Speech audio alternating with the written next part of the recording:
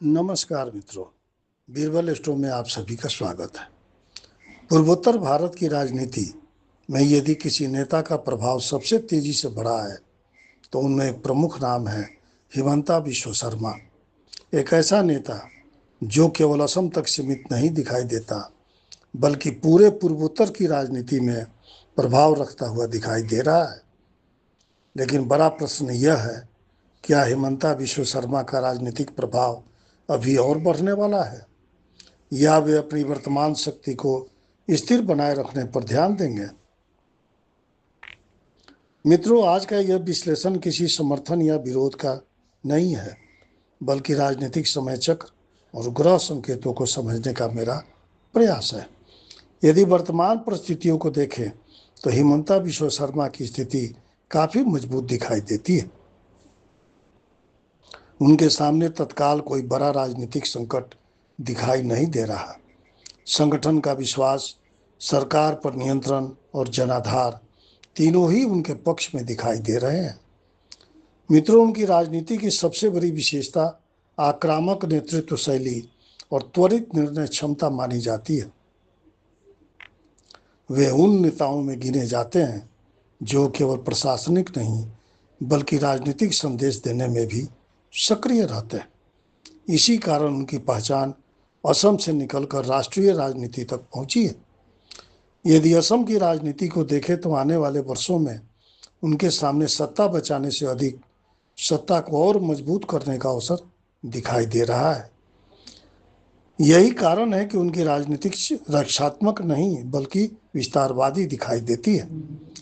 मित्रों, वर्तमान समय चक्र यह संकेत देता है कि अगले कुछ वर्षों तक उनकी स्थिति अपेक्षाकृत स्थिर और मजबूत रह सकती है। ऐसा प्रतीत होता है कि उन्हें शासन चलाने के लिए पर्याप्त राजनीतिक समय और अवसर उपलब्ध है। ग्रह संकेतों की दृष्टि से देखें तो यह समय संघर्ष से अधिक उपलब्धि का समय दिखाई दे रहा है।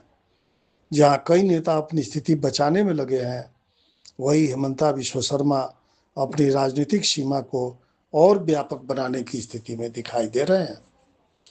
मित्रों, राजनीति में बहुत कम नेताओं को ऐसा समय मिलता है जब संगठन, सरकार और राजनीतिक वातावरण तीनों एक साथ उनके पक्ष में दिखाई दे।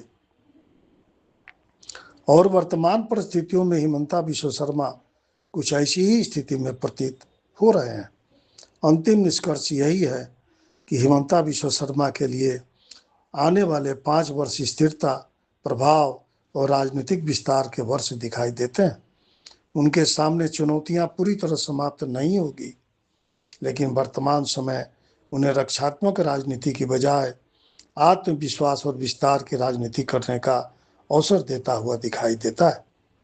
क्या वे पूर्वोत्तर की राजनीति के सबसे प्रभावशाली नेता बने रहेंगे?